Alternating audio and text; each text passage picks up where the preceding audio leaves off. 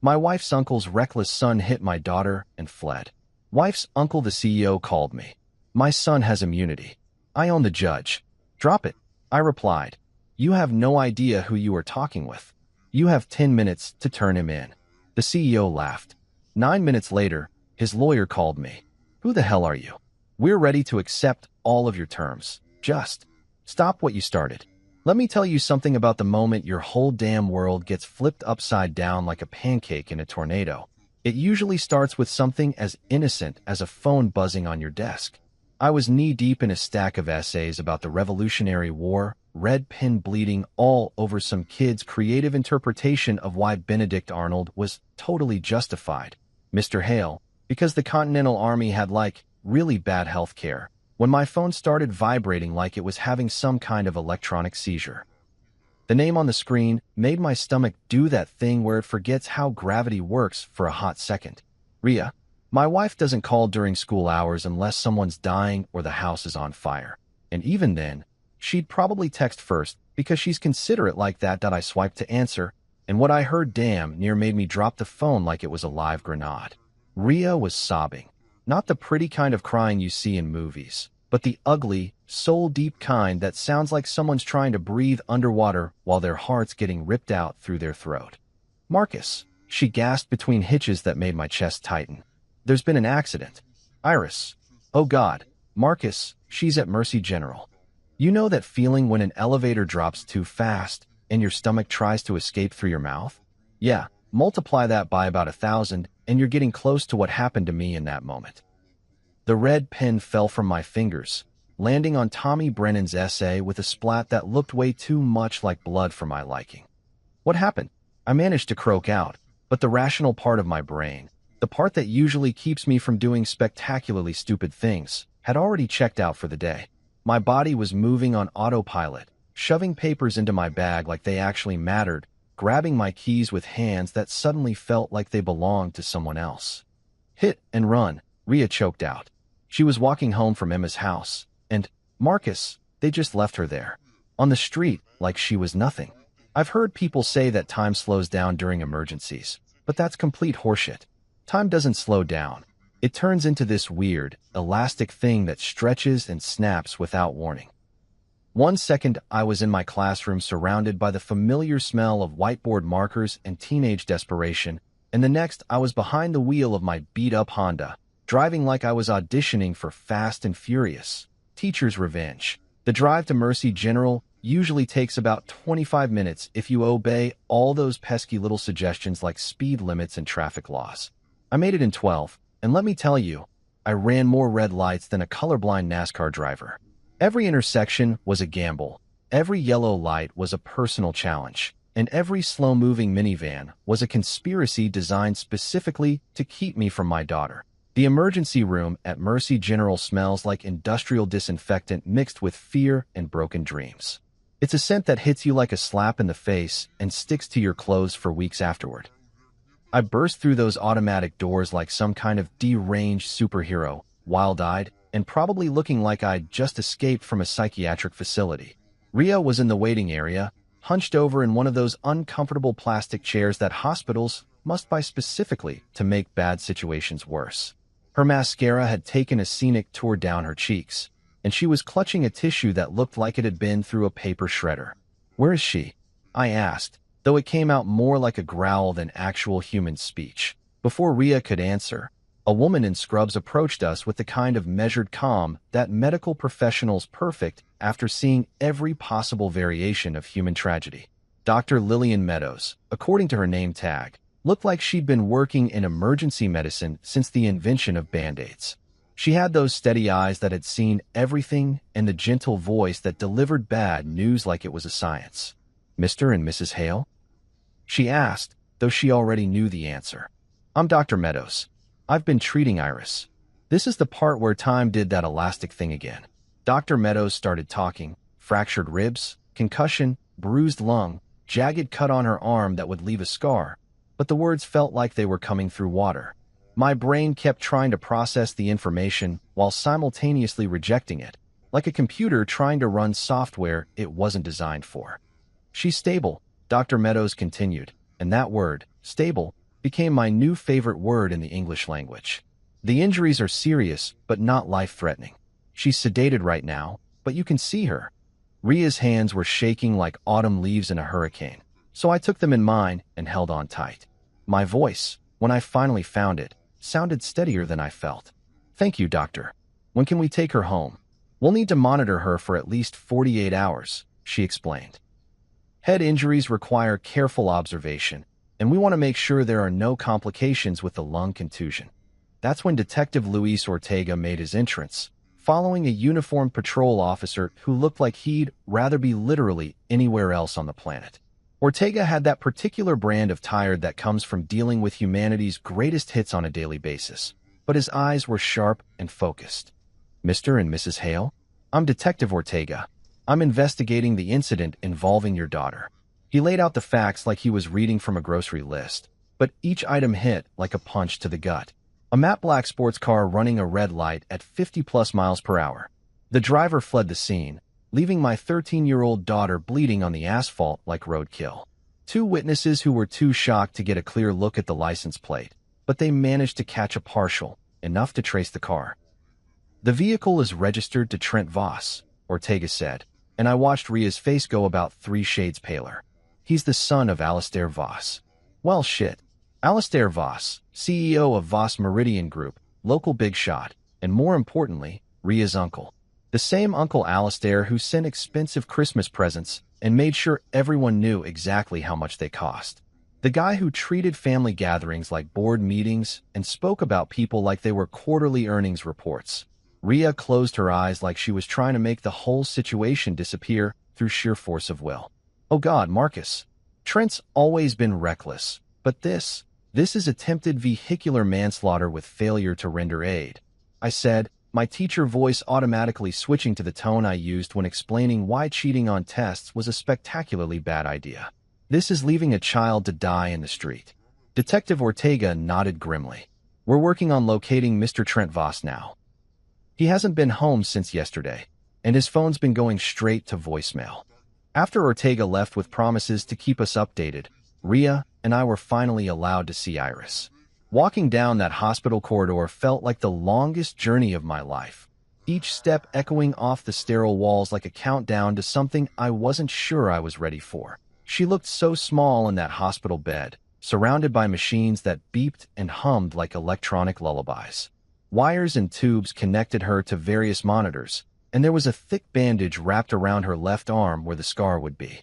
Her face was bruised, one eye swollen shut, but she was breathing steadily, and that was enough for now. I sat down in the chair beside her bed, took her uninjured hand in mine, and made a promise out loud, partly to her, partly to myself, and partly to whatever cosmic force might be listening.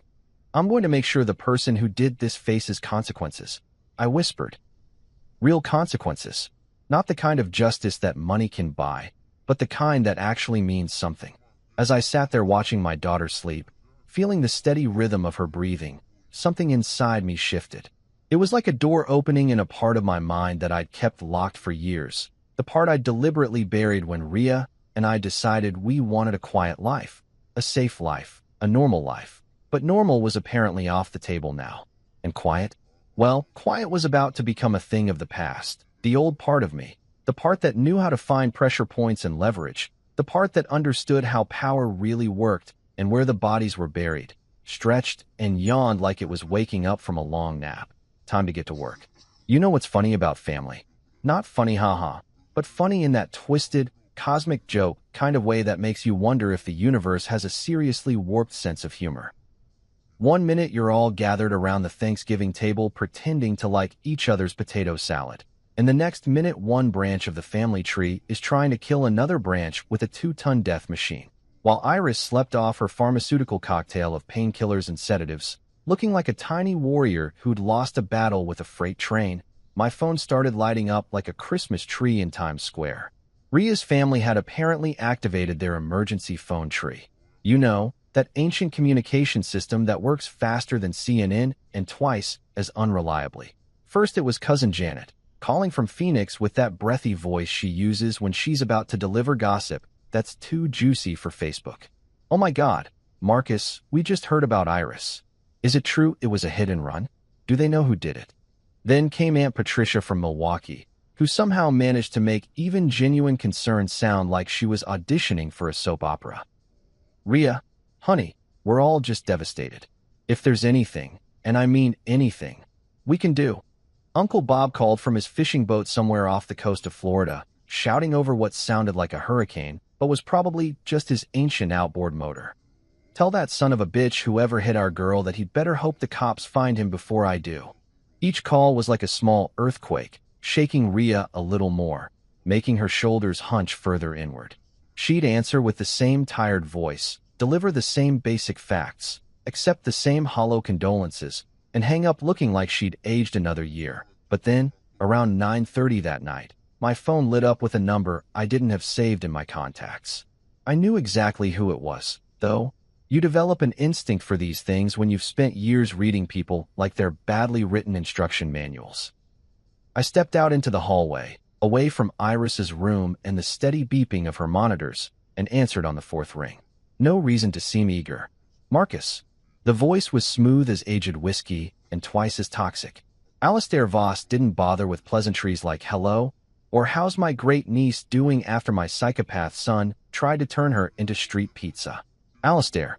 I kept my voice level, conversational, like we were discussing the weather instead of attempted vehicular homicide.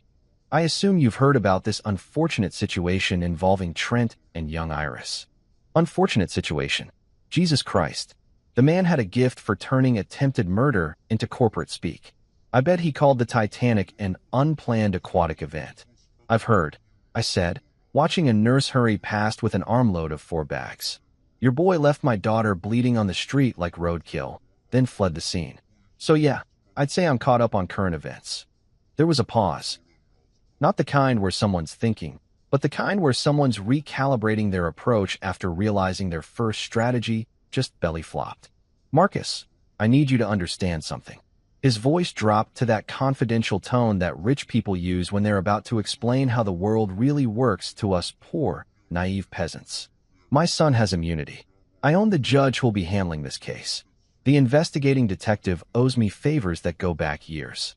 This whole thing is going to disappear faster than a snowball in hell. I had to give him credit. The man didn't waste time with subtlety. No dancing around. No veiled threats. Just straight-up corruption delivered with the confidence of someone who'd never faced real consequences for anything in his entire privileged life. So here's what's going to happen, he continued, and I could practically hear him leaning back in whatever ridiculously expensive chair he was sitting in. You're going to drop this. You're going to tell that detective that you don't want to press charges. You're going to accept a generous settlement. Let's say $2 million, and we're all going to move on with our lives. I looked through the window into Iris's room, where my daughter lay connected to machines that were keeping track of her broken body. Rhea was asleep in the chair beside the bed, her hand resting on Iris's arm, like she could somehow transfer her own strength through osmosis. You finished? I asked. I'm sorry. Your little speech about immunity and own judges and generous settlements. You done? Another pause. This one felt different, less confident, more uncertain. Marcus, I don't think you understand the gravity of— No, Alistair. I interrupted, and I let the last bit of fear slide off me like water off a duck's back. You don't understand. You have absolutely no idea who you're talking to. The silence stretched between us like a tightrope, and I could practically feel him trying to process what I'd just said. In his world, threats went in one direction, down the hierarchy. Rich people threatened poor people, powerful people threatened powerless people, and everyone knew their place in the food chain. You have 10 minutes to turn Trent in, I continued, my voice steady as a metronome. 10 minutes to have him walk into the nearest police station and confess to what he did. 10 minutes to prove that somewhere in that empty chest cavity where your heart should be, there's maybe a microscopic speck of human decency. Are you threatening me? He sounded genuinely incredulous, like I'd just announced my intention to challenge gravity to a fist fight. I'm giving you a choice, I said. The easy way or the hard way. Your call. He laughed, actually laughed. It was the kind of laugh that rich sociopaths make when they think they're dealing with someone who doesn't understand how the game is played. Rich, condescending, and absolutely dripping with the kind of arrogance that comes from never having to face the consequences of your actions. Marcus, you're a high school teacher from the suburbs. I own half this city and have the other half on speed dial. What exactly do you think you're going to do to me? I ended the call without answering and walked back into Iris's room. The monitors were still beeping their electronic lullaby, and Rhea had shifted in her sleep so that her head was resting on the side of the bed, her hand still protectively covering our daughter's arm. That I sat down in the empty chair and pulled out my phone again, scrolling to a contact I hadn't called in over 3 years. The number still worked. I kept it active, just in case. You never really leave some jobs behind. You just put them on standby. But first, I started counting, out loud, in a whisper that was barely audible over the hospital's ambient noise. 1 Mississippi, 2 Mississippi, 3 Mississippi. Alistair Voss thought he knew how the world worked. He thought money was power, influence was armor, and corruption was just another business expense. He thought he was playing chess while everyone else was playing checkers. For Mississippi, 5 Mississippi, 6 Mississippi. What he didn't understand was that there are some games where money doesn't matter, where influence is just noise, and where the most dangerous opponent is someone who has nothing left to lose and everything they need to win. 7 Mississippi, 8 Mississippi. I looked at my daughter's sleeping face, at the bandages and bruises that would heal but never disappear completely from my memory, and felt something cold and precise click into place in my chest. 9 Mississippi. Time's up, Uncle Alistair. Class is in session, and today's lesson is about consequences. Let me tell you something about power, real power, not the fake kind that comes with corner offices and country club memberships. Real power is knowing exactly when someone's bluffing, and more importantly, knowing when they're about to shit their pants because they just realized they're not playing the game they thought they were playing. At exactly 9 minutes. And I was counting, because precision matters in situations like this. My phone rang. Different number this time, but the area code told me everything I needed to know. Local, corporate, and definitely not Alistair. I let it ring 4 times before answering, because desperation has a sound, and I wanted to hear it clearly. Mr. Hale. The voice was female, crisp, professional, and already sweating bullets despite the air conditioning that was probably cranked to Arctic levels in whatever glass tower she was calling from. This is Dana Whitcomb, Chief Counsel for Voss Meridian Group. Bingo. They'd wheeled out the legal artillery. Nothing says, we're taking this seriously, like having your top lawyer make house calls at 9:40 on a Tuesday night. Ms. Whitcomb, I said, settling back in the uncomfortable hospital chair and watching a nurse check Iris's 4-line with practiced efficiency. Working late tonight. Mr. Hale, I need to ask you something, and I need you to answer honestly.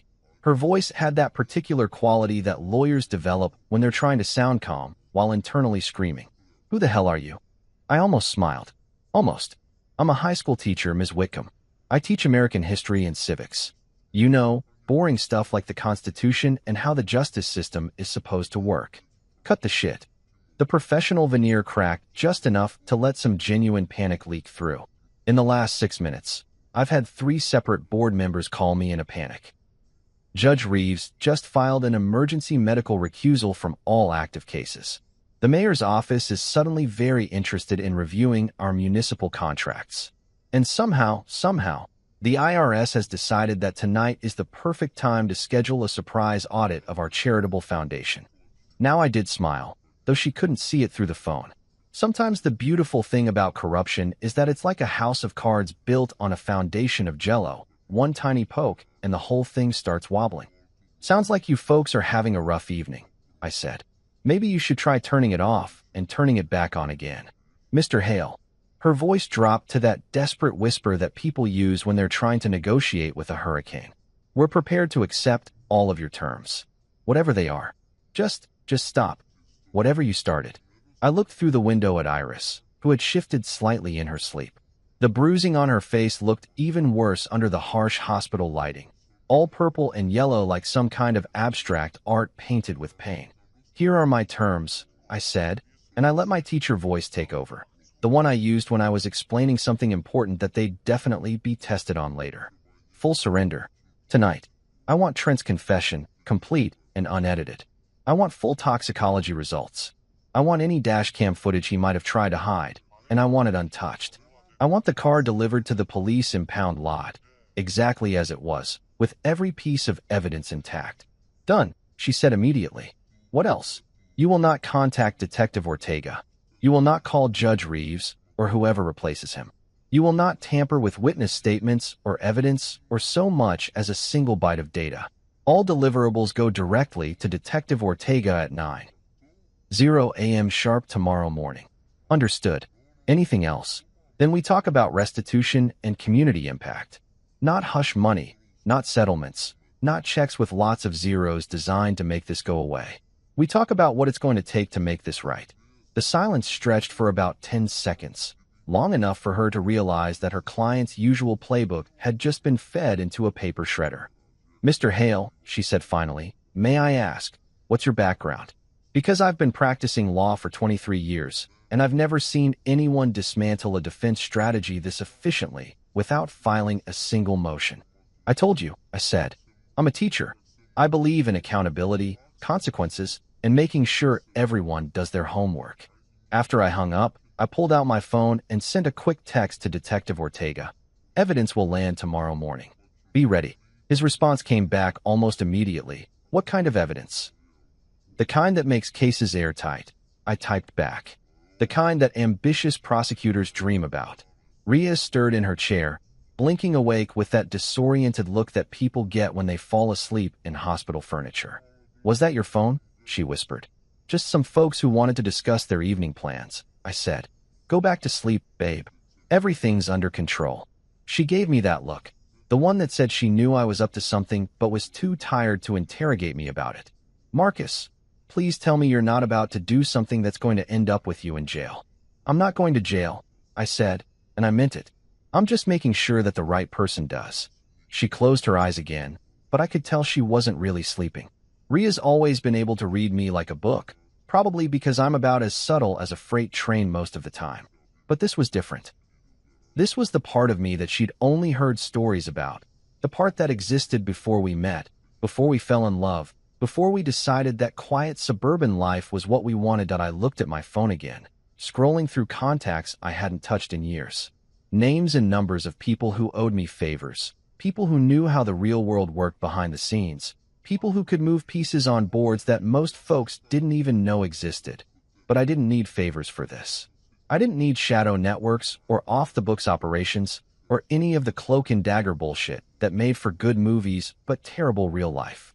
All I needed was patience, pressure, and the understanding that even the most carefully constructed house of lies has structural weaknesses. Alistair Voss thought his money made him untouchable. He thought his connections made him immune. He thought his influence made him powerful. What he didn't understand was that real power doesn't come from what you can buy. It comes from what you're willing to lose. And right now, looking at my daughter's bandaged face, I had a perfect clarity about exactly what I was willing to sacrifice to make sure justice got served. And my phone buzzed with another text, this one from an unknown number. Package will be delivered as requested. No further contact necessary. I deleted the message and settled back in the chair. Tomorrow morning, Detective Ortega was going to have the kind of Christmas that cops spend their entire careers hoping for. A case so airtight that even a public defender fresh out of law school could get a conviction. And Alistair Voss was going to learn that sometimes the most dangerous opponent isn't the one with the most resources. It's the one with the least to lose. Class dismissed, motherfucker.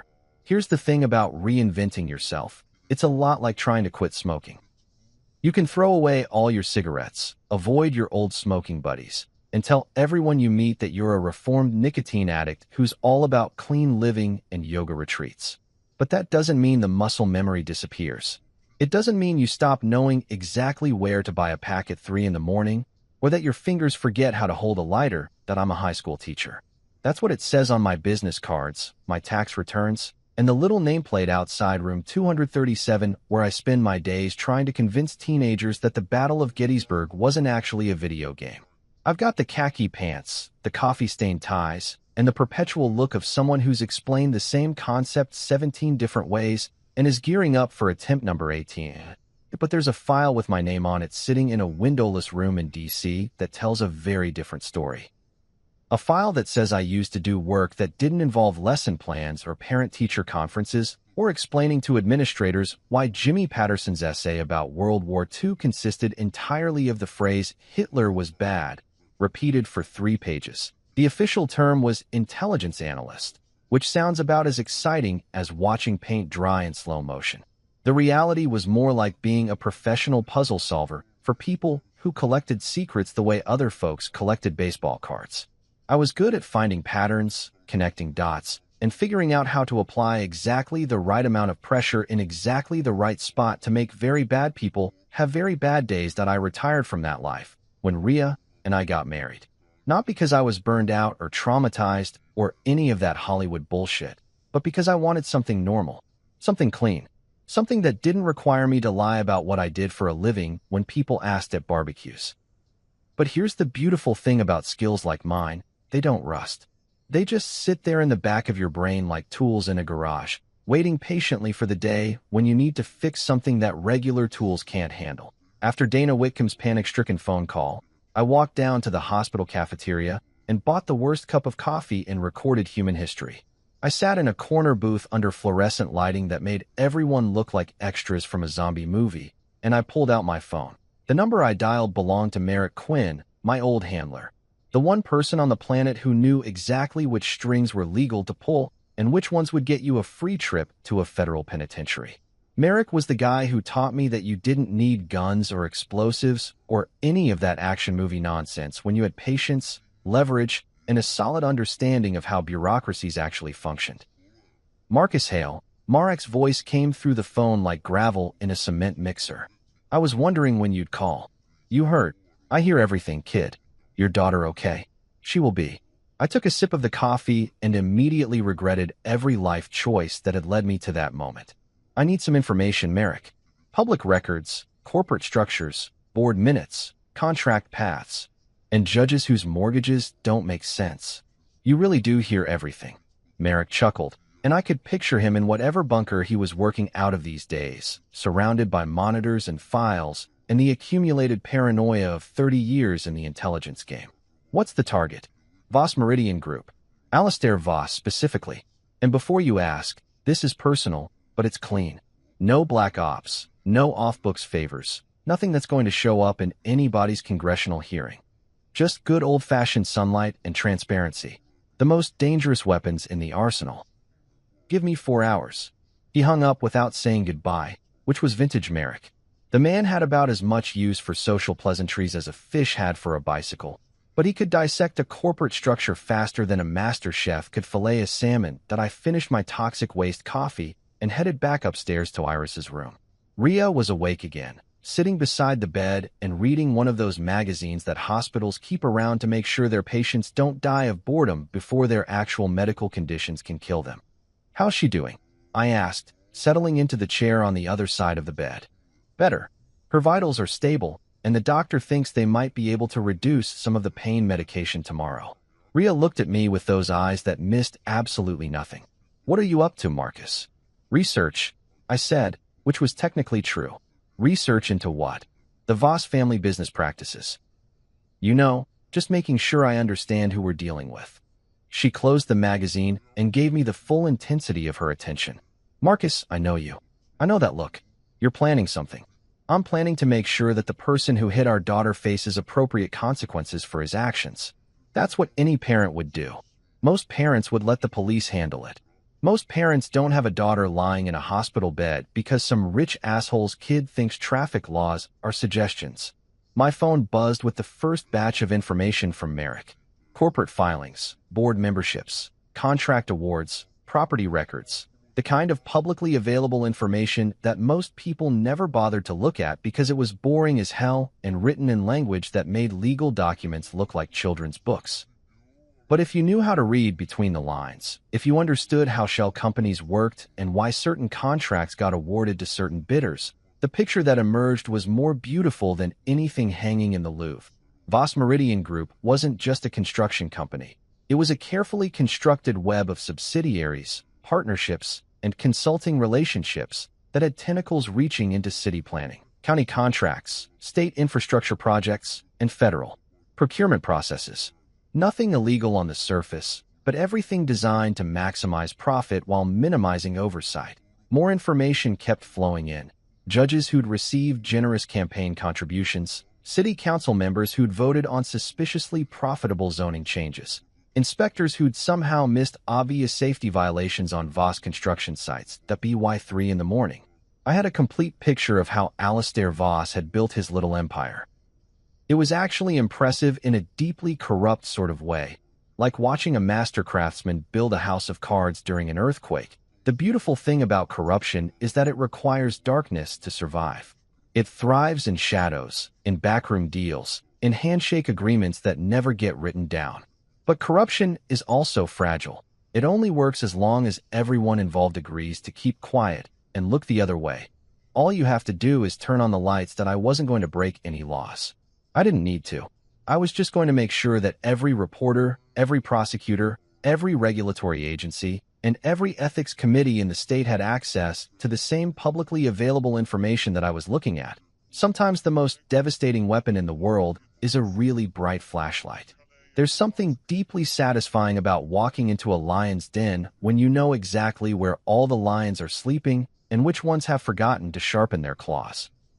The Voss Meridian Group tower squatted in the downtown business district like a glass and steel middle finger pointed at the sky, all sharp angles and reflective surfaces designed to make visitors feel small and insignificant. That I walked through the lobby at exactly 8:30 a.m., wearing my best teacher clothes. The navy blazer I saved for parent conferences and the tie Rhea bought me for Christmas that still had the tags on it until yesterday.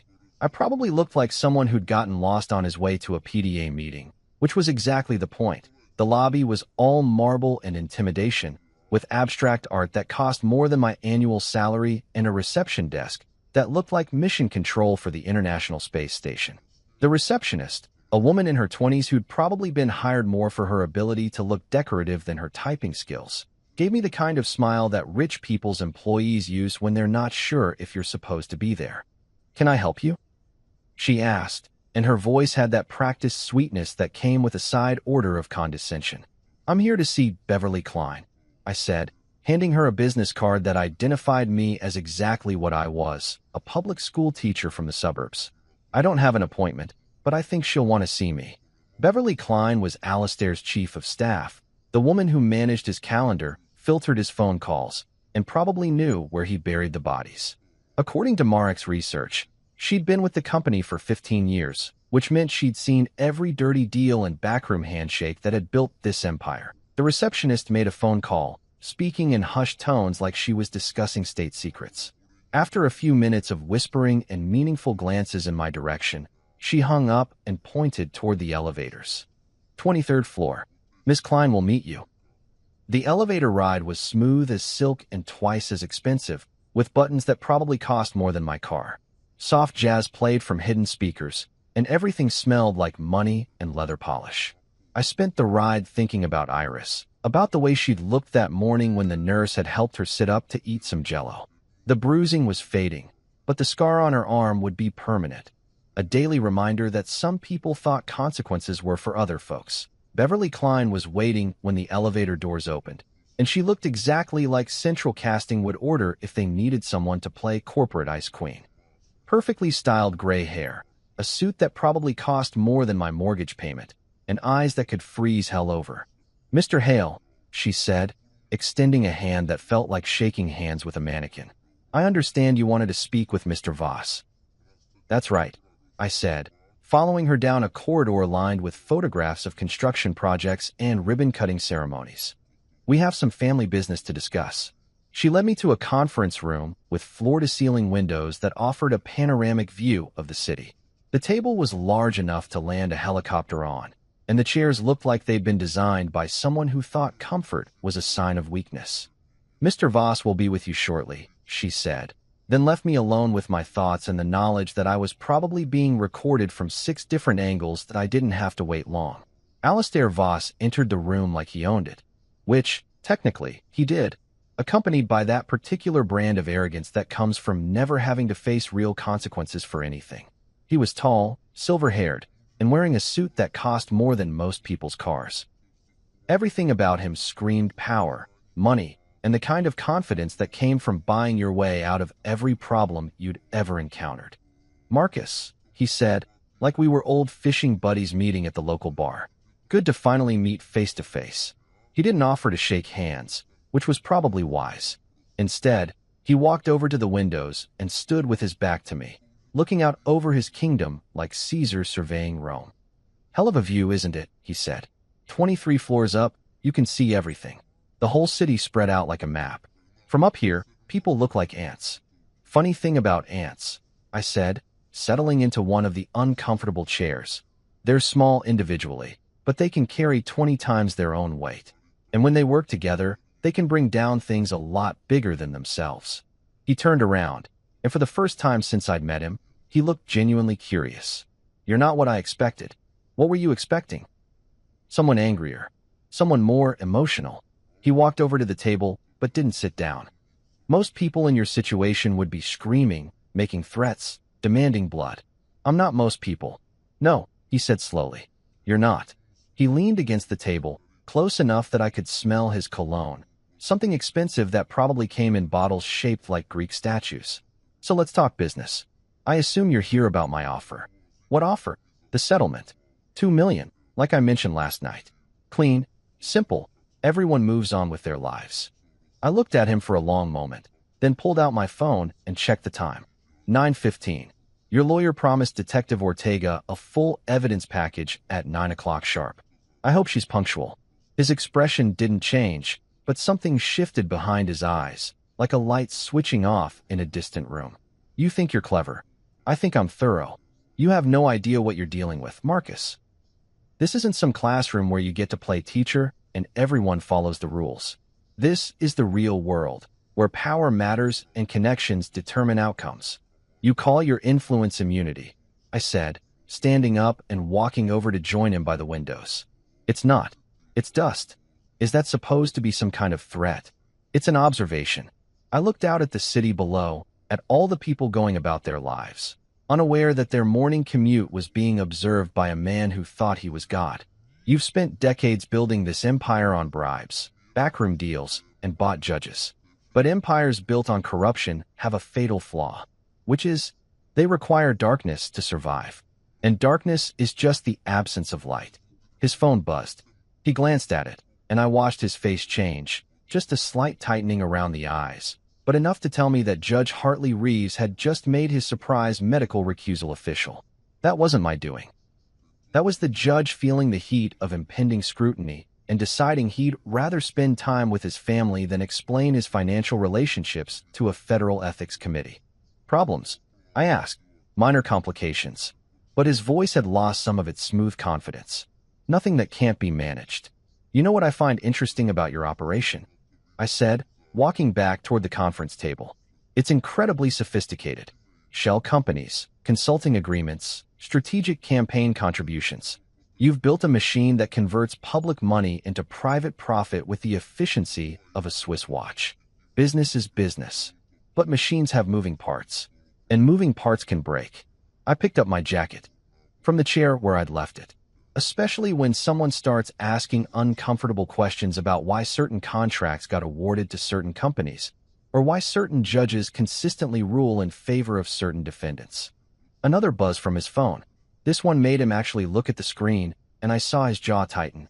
Probably another domino falling. Maybe the mayor's office announcing a comprehensive review of municipal contracts, or the state attorney general's office expressing sudden interest in construction industry oversight. "What do you want?" he asked, and for the first time, he sounded like someone who was negotiating instead of dictating terms. "I want your son to face consequences for what he did. Real consequences. Not the kind that money can buy, but the kind that actually means something. And if I arrange that, then we talk about restitution and community impact. We talk about making things right instead of making them disappear." I headed toward the door, then paused with my hand on the handle.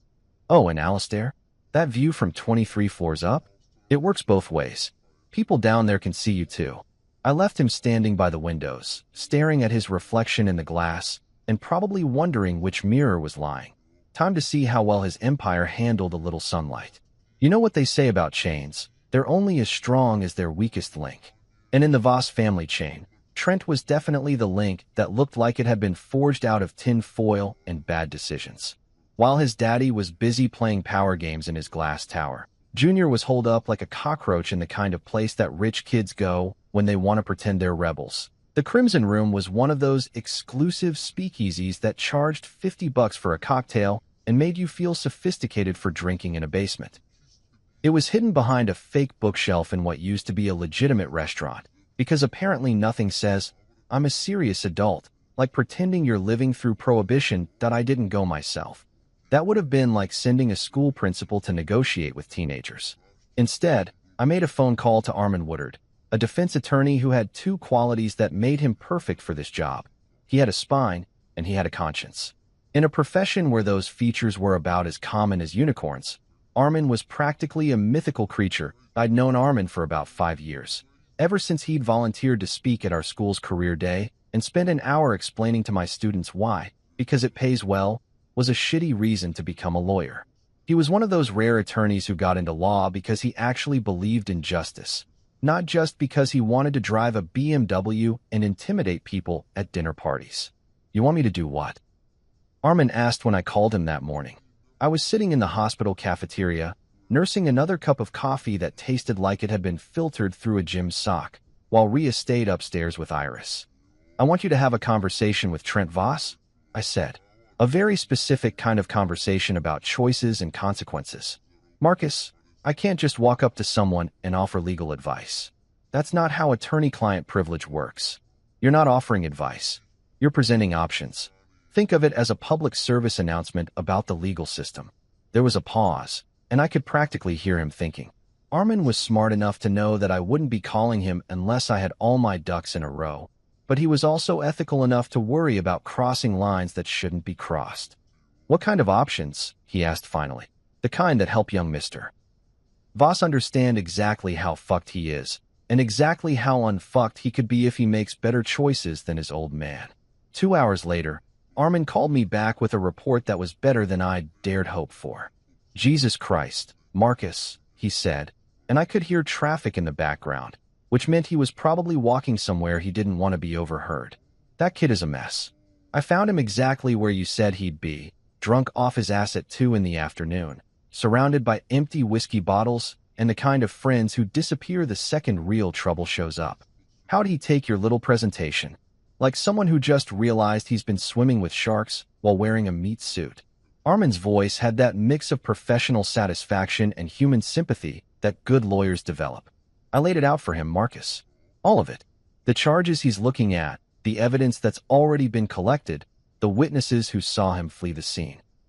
I leaned back in my uncomfortable cafeteria chair, watching a janitor mop the floors with the kind of methodical precision that comes from doing the same job for 20 years. And then I explained his options. Door number 1. Ride his daddy's fantasy of immunity straight into a stack of charges that would make a federal prosecutor weep with joy.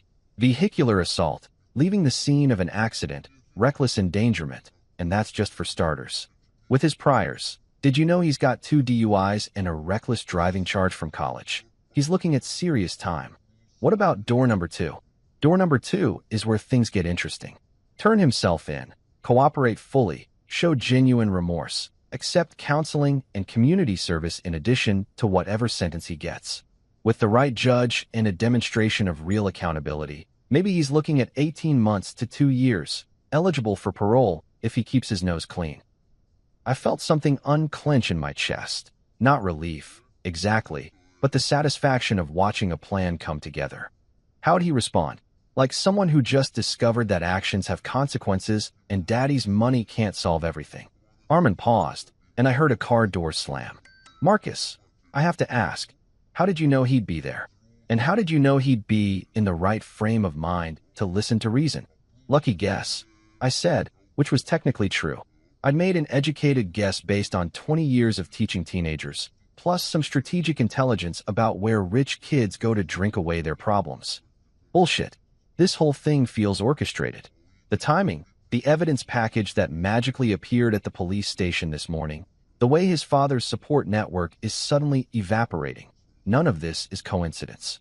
Sometimes the stars just align, Armin. And sometimes high school history teachers turn out to have very interesting skill sets. His voice had shifted into lawyer mode.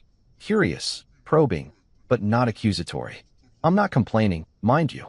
That kid needed a reality check, and his father needed to learn that money doesn't make you bulletproof.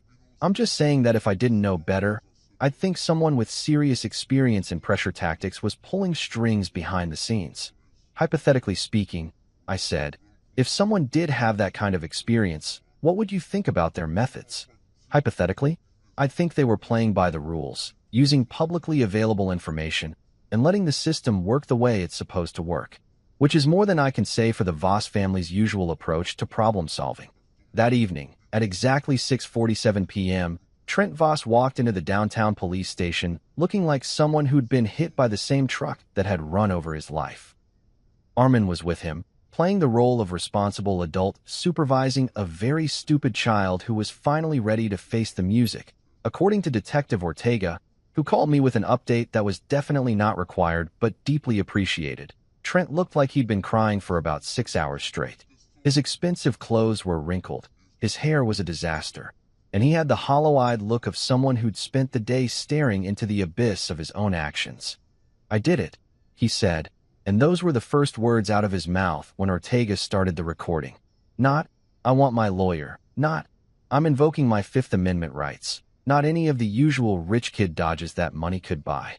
Just 3 simple words that carried the weight of accountability that he told them everything. The drinking, the racing through downtown at 50 miles an hour, the moment he saw Iris in his headlights and knew he was going to hit her, the split-second decision to flee instead of stopping to help. He signed a full confession, waived his right to an attorney for the initial statement, and actually asked, if Iris was going to be okay. When Ortega told him she would recover, Trent Voss put his head down on the interview table and cried like the scared kid. He really was underneath all the privilege and arrogance. Sometimes the best thing you can do for someone is help them find their conscience, even if they have to dig through a lot of bullshit to locate it. There's something beautiful about watching a perfectly executed plan come together, like watching dominoes fall in slow motion or seeing a complex math equation finally resolve into something elegant and undeniable. At exactly 9 a.m., not 8:59, not 9:01, but precisely on the dot, Detective Luis Ortega received a delivery that was going to make his career and ruin several other people's lives in the most satisfying way possible that I wasn't there to see it personally. Because sitting in a police station while evidence gets delivered might raise uncomfortable questions about how a high school history teacher managed to orchestrate the kind of evidence package that usually requires federal task forces and months of investigation. But Ortega called me 2 hours later, and I could practically hear him grinning through the phone.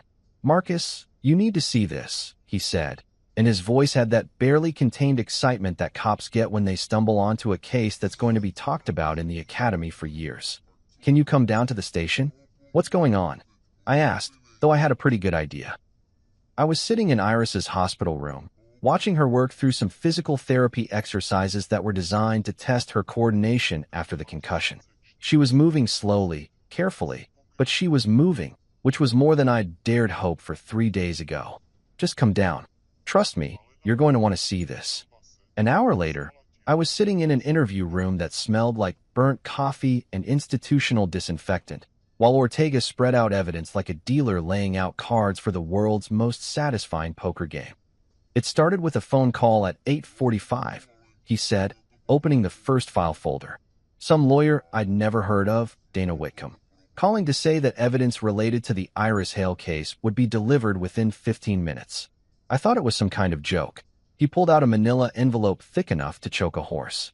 Then this showed up, hand-delivered by a courier service, signed receipt, full chain of custody documentation. Professional as hell. The first item was Trent's phone, complete with location data that showed his exact route through downtown that night. The GPS tracking was like a digital confession. Every turn, every acceleration, every moment of his reckless joyride mapped out with scientific precision. "Look at this," Ortega said, pointing to a series of timestamps. He was doing 63 miles per hour in a 35 zone. The data shows him accelerating through the intersection where he hit your daughter. No attempt to brake, no attempt to swerve. Just straight-up reckless driving. The second item made my jaw clench. Security footage from 3 different businesses along Trent's route, all time-stamped, all showing the same matte black sports car screaming through downtown like the driver thought he was auditioning for Fast and Furious, Rich Kid Edition. The best part, Ortega continued, is this camera from the intersection where the accident happened. He pulled out a USB drive and plugged it into his laptop. High-definition footage of the whole thing. You can see your daughter crossing at the crosswalk, following all the pedestrian signals. You can see Voss's car running the red light. And you can see his face clear as day when he realizes what he's about to do. The footage was brutal to watch. My 13-year-old daughter, backpack over her shoulder, following all the rules and doing everything right, while a 2-ton death machine barreled toward her because some privileged asshole thought traffic laws were suggestions. But it was also undeniable proof of exactly what had happened and who was responsible. There's more, Ortega said, ejecting the USB and pulling out another folder. Toxicology results from a private lab. Apparently young Mr. Voss had the presence of mind to get tested 12 hours after the accident, thinking it would help his case. Turns out he was wrong. The lab results showed a blood alcohol content of 0.12, well over the legal limit, along with traces of cocaine that would have made him even more reckless and impaired. Not only had he been driving drunk, he'd been driving on a cocktail of substances that turned his car into a guided missile. But wait, there's more, Ortega said, grinning like a game show host. We got the car. He led me out to the impound lot, where Trent's matte black Maserati sat like a monument to stupidity and privilege. The front end was crumpled, the headlight was shattered, and there were traces of impact that would match perfectly with Iris's injuries. The crime scene guys are going to have a field day with this, Ortega said, walking around the car like a predator circling wounded prey. Paint transfer, fabric fibers from your daughter's backpack, impact patterns that will let us reconstruct the accident down to the millisecond. But the real prize was hidden in the car's onboard computer system.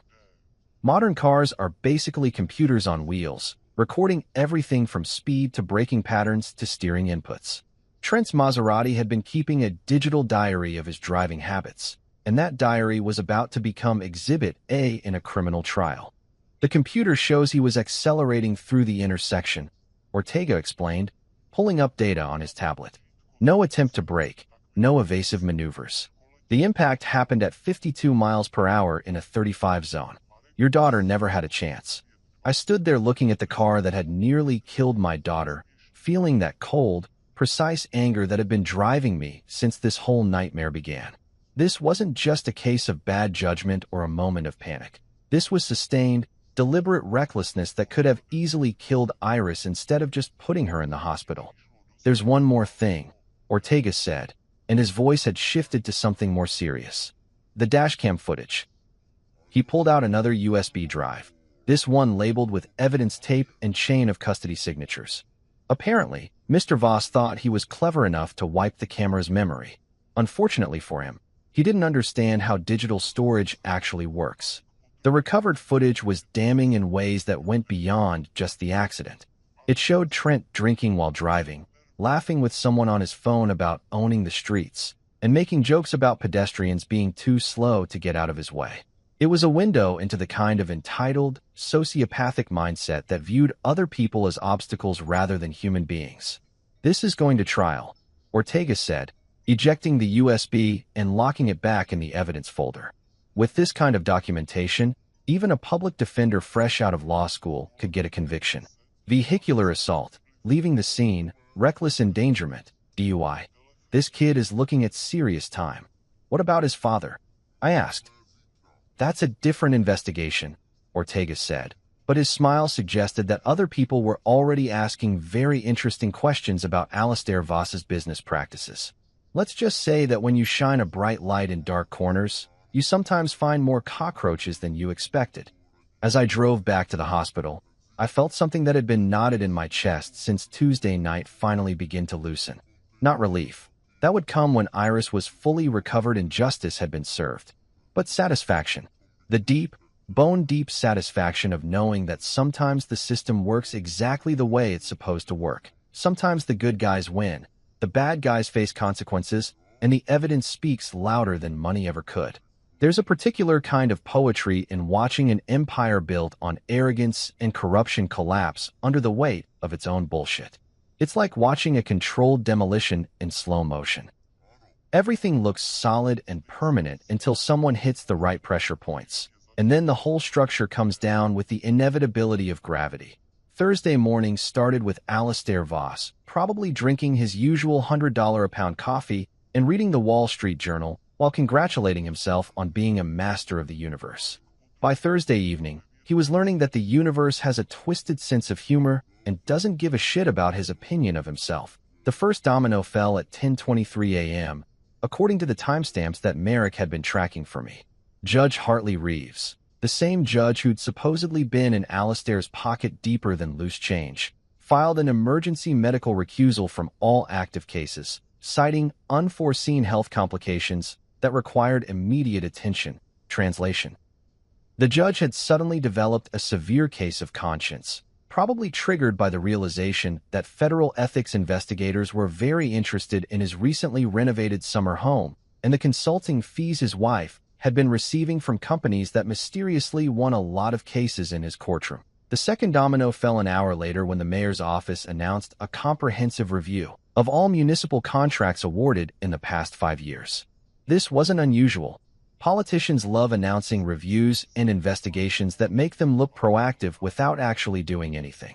But this review was different because it came with actual teeth, an independent auditing firm, subpoena power, and a mandate to examine not just the contracts themselves, but the entire bidding process. That I was sitting in Iris's room when Merrick called with an update that made me smile for the first time in days.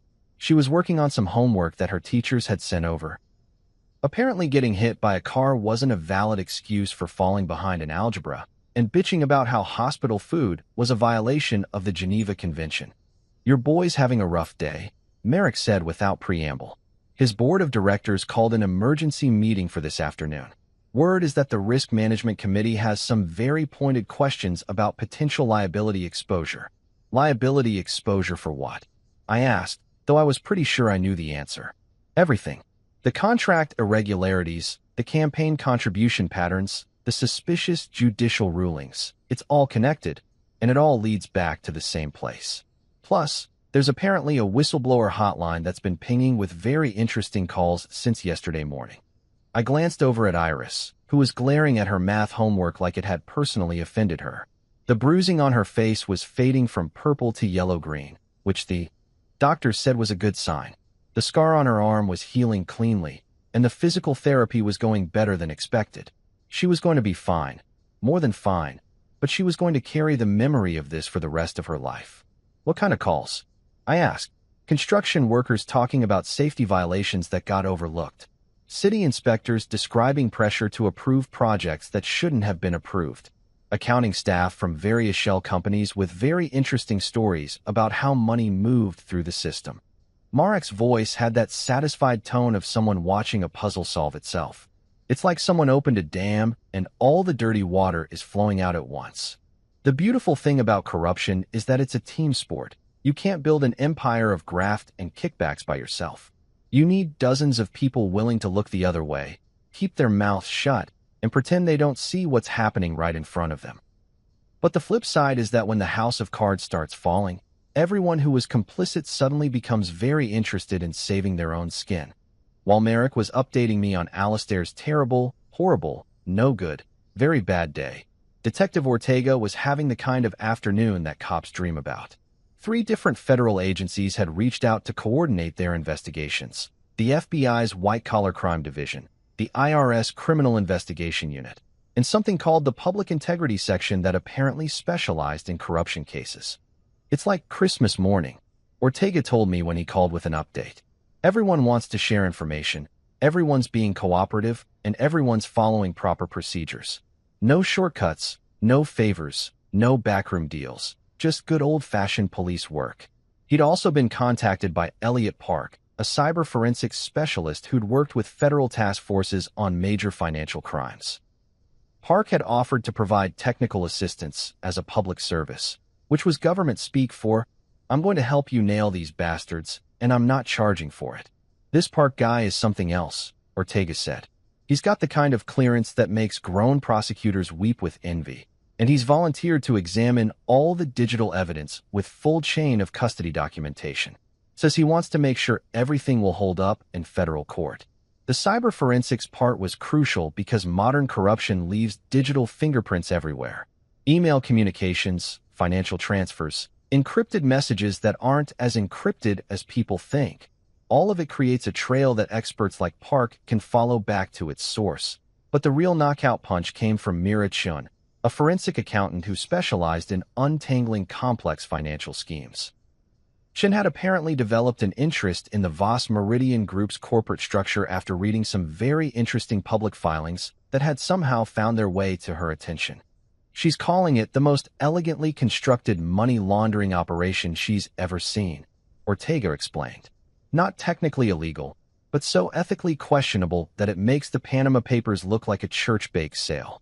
That evening, I sat with Rhea in the hospital cafeteria, picking at a sandwich that tasted like cardboard and watching her process everything that had happened in the past few days. She'd been quiet since Trent's arrest, torn between relief that he was facing consequences and guilt over what was happening to her family.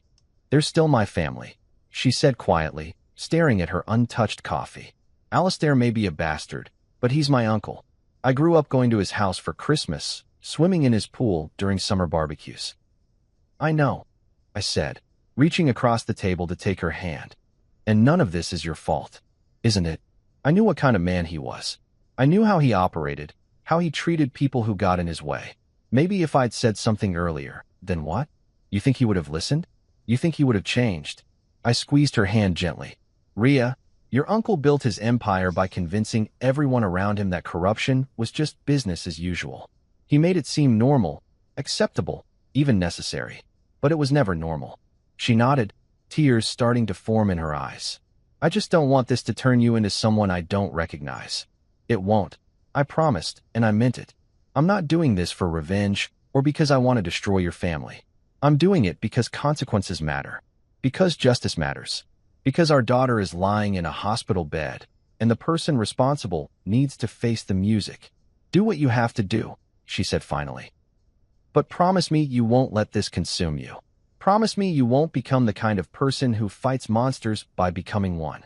"I promise," I said, kissing her forehead. "This ends when justice is served.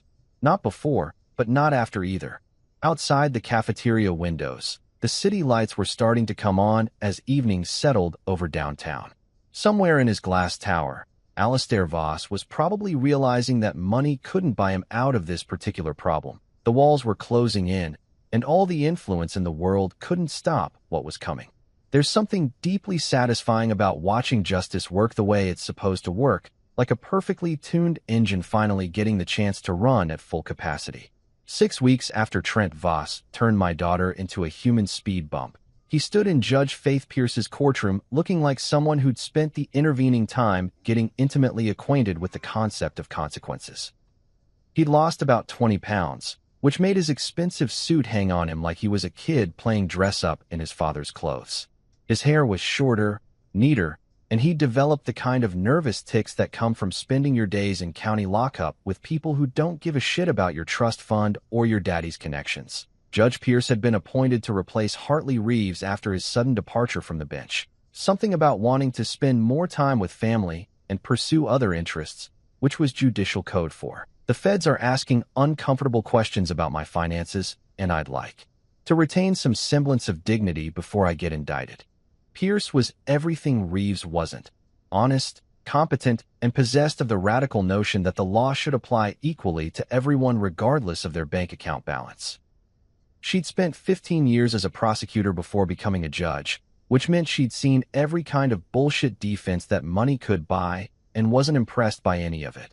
"Mr. Voss," she said, her voice carrying the kind of authority that made everyone in the courtroom sit up straighter, "you've pled guilty to vehicular assault, leaving the scene of an accident, driving under the influence, and reckless endangerment. Before I impose sentence, do you have anything you'd like to say?" This was the moment I'd been waiting for, not because I wanted to see him grovel, but because I needed to know if he actually understood what he'd done or if this was just another performance designed to minimize his punishment. Trent stood up slowly, And when he spoke, his voice was different from the arrogant kid who'd thought traffic laws were suggestions. Thinner, shakier, but also more honest than anything I'd heard from the Voss family in years. "Your Honor," he began, and I could see his hands trembling as he gripped the podium. "I want to apologize to Iris Hale and her family. I know that words can't undo what I did, can't take back the pain I caused, can't erase the fact that I left a 13-year-old girl bleeding on the street because I was too much of a coward to face what I'd done." He paused, taking a shaky breath, and I saw tears starting to form in his eyes. Real tears, not the crocodile variety that rich kids learn to produce on command. I was drunk. I was high. I was driving like an idiot because I thought the rules didn't apply to me. I thought my father's money could fix anything, could make any problem disappear. His voice cracked slightly. I was wrong about everything.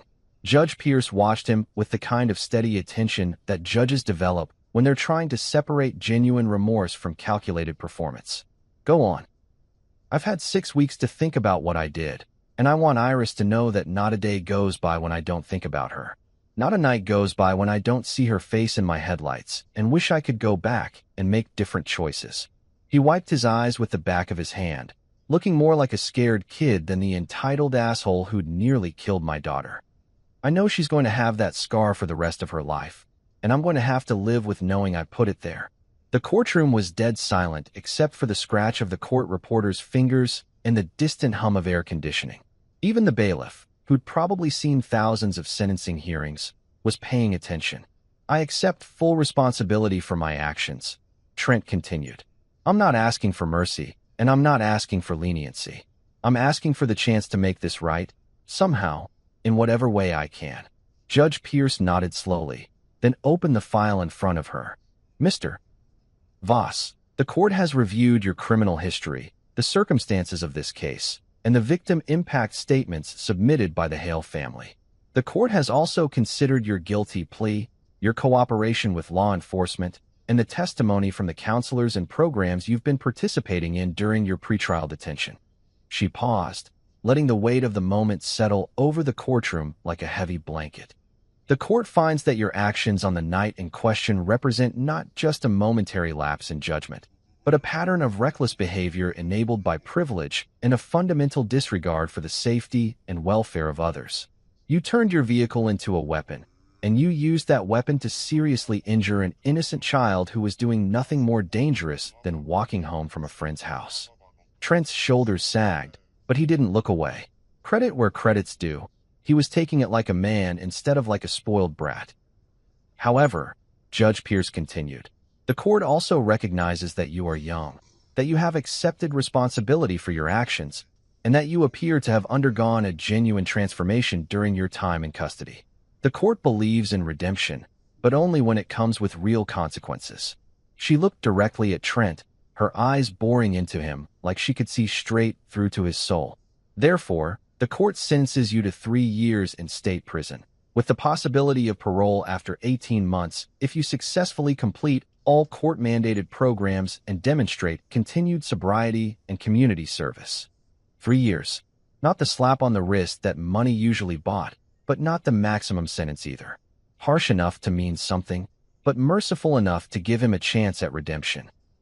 "Additionally," Judge Pierce continued, "you will establish and fund a road safety education program to be administered through the public school system and named in honor of Iris Hale. You will participate in victim impact programs, maintain complete sobriety, and perform 500 hours of community service upon your release." The gavel came down with the finality of thunder, and just like that, it was over. Trent Voss was led away in handcuffs, but not before he turned to look at me and Rhea in the gallery.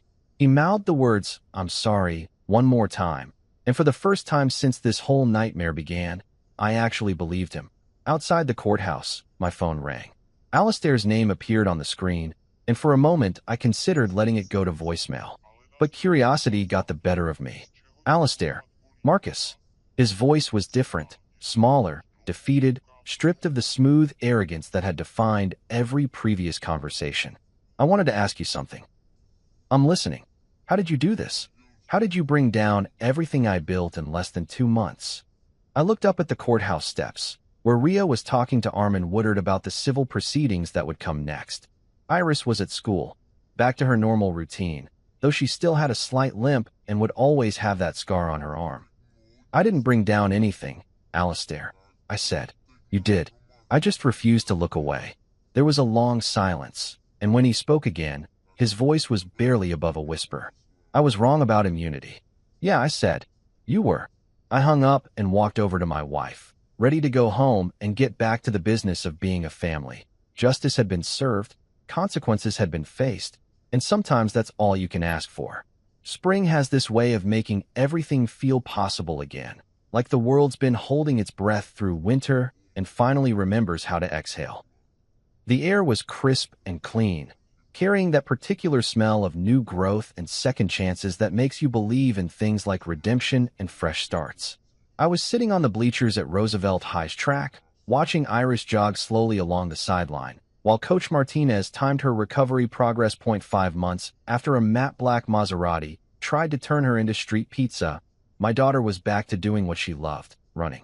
Not as fast as before, and not without the slight limp that would probably never completely disappear, but running nonetheless.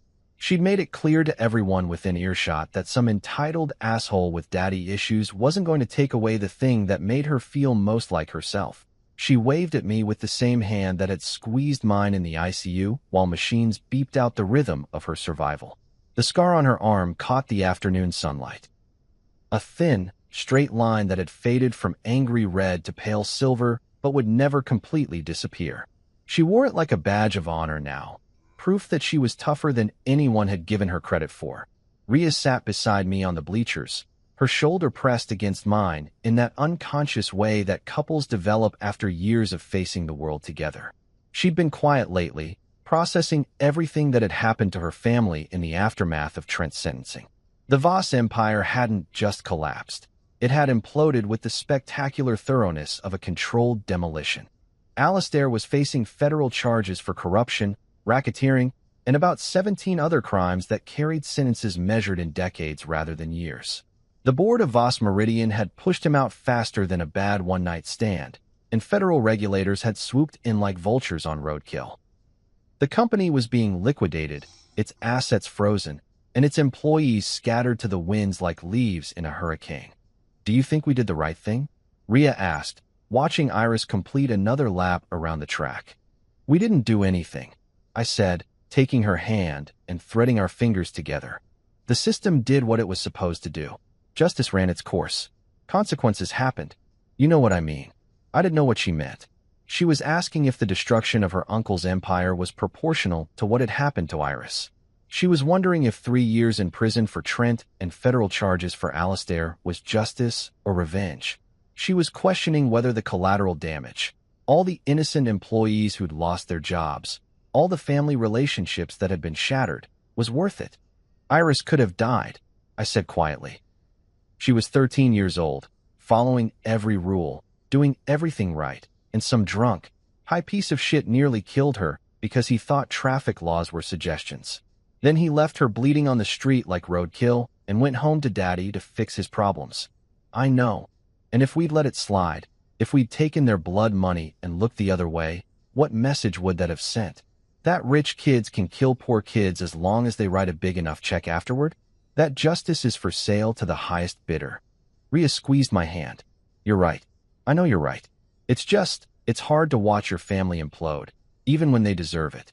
The next day, I was back in my natural habitat, room 237 at Roosevelt High, trying to convince 28 teenagers that the American Revolution wasn't just an excuse to blow stuff up and dress like pirates. We were discussing the concept of civic responsibility when Benji Lau, a sharp kid who sat in the back row and asked the kind of questions that made me remember why I loved teaching, raised his hand. "Mr. Hale," he said, "do rich people always get away with it? Like, in real life, not just in movies?" The question hung in the air like smoke from a cigarette, heavy with the weight of adolescent cynicism and the growing awareness that the world wasn't as fair as they'd been told. 28 pairs of eyes turned toward me, waiting for an answer that would either confirm their worst suspicions about how the world worked or give them some small reason to believe in justice. Not when regular people do their jobs. I said, leaning against my desk and looking out at faces that ranged from hopeful to skeptical to completely checked out. Not when evidence is protected and good cops don't quit and prosecutors follow the law instead of following the money. Not when families stand up for each other and communities refuse to look the other way. Sarah Chun raised her hand. But what about when the cops are corrupt? What about when the judges are bought and the prosecutors don't care? Then you find the ones who aren't corrupt, I said. You find the judges who can't be bought and the prosecutors who do care. You shine lights in dark corners and make noise when people want silence. You refuse to accept that corruption is normal or inevitable or just the way things are. But what if you're just one person? Asked Marcus Williams. What if you don't have money or connections or power? What if you're nobody special? I thought about that question, really thought about it, because it was the heart of everything I'd been trying to teach them since September. The idea that citizenship wasn't passive, that democracy required participation, that justice was something you had to work for instead of something that just happened automatically. Here's the thing about being nobody special, I said finally. Nobody special is exactly what the Founding Fathers were. They were farmers and merchants and lawyers from the ass end of nowhere, taking on the most powerful empire in the world. They weren't special until they decided to be special. I walked over to the window, looking out at the parking lot where teenagers were learning to drive and making the kind of mistakes that would shape the rest of their lives. The system works when people make it work, I continued. When teachers teach and students learn and voters vote and jurors serve and witnesses tell the truth. When cops investigate and prosecutors prosecute and judges judge based on law instead of money. When regular people refuse to accept that corruption is normal. The bell rang, signaling the end of another day, another lesson, another attempt to convince the next generation that they had both the power and the responsibility to make the world better than they found it. That night, I was sitting at the kitchen table grading essays about the rule of law when my phone buzzed with a message from a number I didn't have saved. I knew who it was without looking. I was wrong about immunity. I stared at the screen for a long moment, then deleted the message without responding. Alistair Voss's moment of clarity was his own problem now, not mine. I tucked Iris in, kissed Ria's forehead, and went back to my essays. Because that's what this really was, in the end, not vengeance, not theatrics, not some kind of action movie revenge fantasy. Just a father keeping his word, a community remembering how justice works, and a teacher trying to make sure his students understood that the system only works when people make it work. And sometimes, if you're lucky and persistent and refuse to accept that corruption is normal, that's enough. Sometimes the good guys win, the bad guys face consequences, and the world becomes a little bit more fair than it was before. That's the lesson I'll teach until I'm gone.